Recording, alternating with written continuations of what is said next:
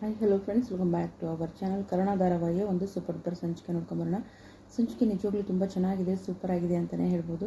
ಸಂಚಿಕೆ ಆರಂಭದಲ್ಲಿ ಏನಾಗುತ್ತೆ ಅಂತಂದರೆ, ನಮ್ಮ ರಮೇಶ್ ಅವರು ತುಂಬ ಯೋಚನೆ ಮಾಡ್ತಾ ಕೂತ್ಕೊಂಡಿರ್ತಾರೆ. ಸೊ ಯೋಚನೆ ಮಾಡ್ತಿರ್ಬೇಕಾದ್ರೆ ಕರ್ಣನ ಬಗ್ಗೆನೇ ಯೋಚನೆ ಮಾಡ್ತಿರ್ತಾರೆ. ಆ ಕಡೆ ಭುವನೇಶ್ವರಿ ನೋಡಿದ್ರೆ ಕರ್ಣನಿಗೆ ಫೋನ್ ಮಾಡಿ ಗೆಟ್ ವೆಲ್ ಸೂನ್ ಕರ್ಣ ಅಂತ ಹೇಳ್ತಾ ಇದ್ದಾರೆ.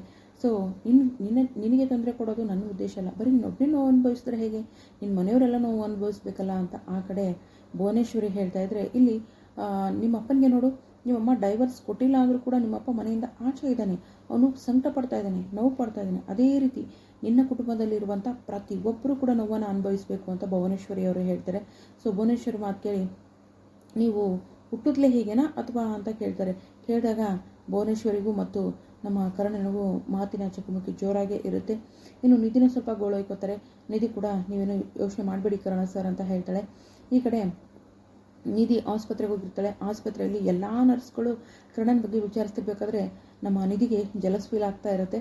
ಸೊ ಮತ್ತೇನಪ್ಪ ಅಂತಂದರೆ, ಜಲಸ್ ಫೀಲ್ ಆದರೂ ಕೂಡ ಅವ್ರ ಬಗ್ಗೆ ವಿಚಾರಿಸಿದಾಗ ಇವ್ರಿಗೇನೋ ಒಂಥರ ಕರ್ಣ ಸರ್ ಎಲ್ಲಿ ನಾನು ಬಿಟ್ಟೋಗ್ತಾರೆ ಅನ್ನೋಕ್ಕಿಂತ ಅತಿಯಾದ ಪ್ರೀತಿ ಅಂತಲೇ ಹೇಳ್ಬೋದು.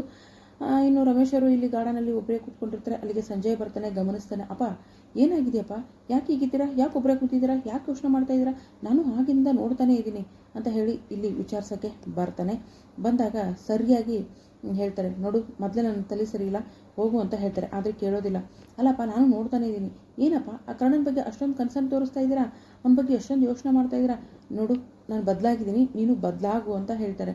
ಅಲ್ಲಪ್ಪ ಅವ್ನು ನಿಮ್ಮ ಸ್ವಂತ ಮಗನ, ನಾನು ನಿಮ್ಮ ಸ್ವಂತ ಮಗನ ಅಂದಾಗ ಹೋಗು ಅಂತ ಹೇಳಿದೆ ಅಂತ ಹೇಳಿ. ಆದರೆ ಕೇಳೋದಿಲ್ಲ ಸಂಜಯ್. ತರಲೆಗಳು ಜಾಸ್ತಿ ಆಗುತ್ತೆ. ಅದಕ್ಕೆ ರಮೇಶ್ ಅವರು ರೊಚ್ಚಿಗೆ ಹೇಳ್ತಾರೆ, ನಮ್ಮ ಸಂಜಯ್ ಅವರ ಮೇಲೆ ಹೊಡೆಯೋಕ್ಕೂ ಕೂಡ ಮುಂದಾಗ್ತಾರೆ. ಇನ್ನು ಕರ್ಣ ಮನೇಲಿರ್ತಾರೆ.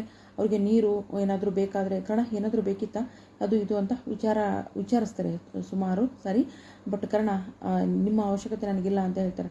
ಅಲ್ಲಪ್ಪ ಏನಾದರೂ ಬೇಕಾದರೂ ಹೇಳು, ನಿಧಿ ಬೇರೆ ಮನೇಲಿಲ್ಲ, ಆಸ್ಪತ್ರೆಗೆ ಹೋಗಿದ್ದಾಳೆ ಅಂತ ಹೇಳ್ತಾರೆ. ಬಟ್ ಕರ್ಣ ಏನು ಸಹಾಯ ಕೂಡ ತಗೊಳ್ಳೋದಿಲ್ಲ.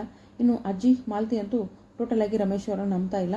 ಇನ್ನು ಭುವನೇಶ್ವರಿ ಇನ್ನೂ ಏನೇನು ಮಾಡ್ತಾಳೋ ಏನೋ, ಅದ್ಯಾಕೋಪ್ಪ ಆ ತಾರ ಮಾಡಿರೋ ಎಲ್ಲ ಕಿತಾಪತಿಗಳಿಗೂ ಆ ನಯನ ತಾರನೇ ಕಾರಣ ಅಂತ ಹೇಳ್ಬೋದು. ಒಂದು ರೀತಿ ಕರ್ಣನ ಪ್ರಾಣ ಹೋಗೋದಕ್ಕೂ ಕಾರಣ ಅವಳೇನೆ. ಸೊ ಈಗ ಮುಂದೇನಾಗುತ್ತೆ, ರಮೇಶ್ ಅವ್ರನ್ನ ನಮ್ಮ ಕರ್ಣ ತಂದೆ ಅಂತ ಒಪ್ಕೋತಾರೆ. ಭುವನೇಶ್ವರಿನೇ ನನ್ನ ತಾಯಿ ಅಂತ ಕರ್ಣನಿಗೆ ಗೊತ್ತಾಗುತ್ತಾ, ನೋಡೋಣ ಮುಂದಿನ ಸಂಚಿಕೆಯಲ್ಲಿ. ವಿಡಿಯೋಗೆ ಒಂದು ಲೈಕ್ ಮಾಡಿ, ಚಾನಲ್ ಸಬ್ಸ್ಕ್ರೈಬ್ ಮಾಡಿಕೊಂಡು ದಯವಿಟ್ಟು ಸಪೋರ್ಟ್ ಮಾಡಿ. ಮುಂದೆ ಏನಾಗುತ್ತೆ ಅಂತ ಕಾದು ನೋಡೋಣ. ಅಂತೂ ಇಂತೂ ಕರ್ಣನಂತೂ ಬೇಗ ಹುಷಾರಾದರೂ ಮನೇಲಿದ್ದಾರೆ. ಆಮೇಲೆ ನಿಧಿ ಅವರು ಅದು ಒಂದು ದೊಡ್ಡ ಲಿಸ್ಟ್ ಕೂಡ ಮಾಡ್ಕೊಂಡಿರ್ತಾರೆ. ಬ್ರೇಕ್ಫಾಸ್ಟಿಗೆ ತಿನ್ನಬೇಕು, ಗಂಜಿ ಕುಡಿಬೇಕು ಅಂತ ಹೇಳ್ಬಿಟ್ಟು ಅದು ದೊಡ್ಡ ಲಿಸ್ಟೇ ಇರುತ್ತೆ. ಆ ಲಿಸ್ಟನ್ನು ಹೀಗೆ ಮಾಡಿ ಅಂತ ಹೇಳೋಗ್ತಾರೆ.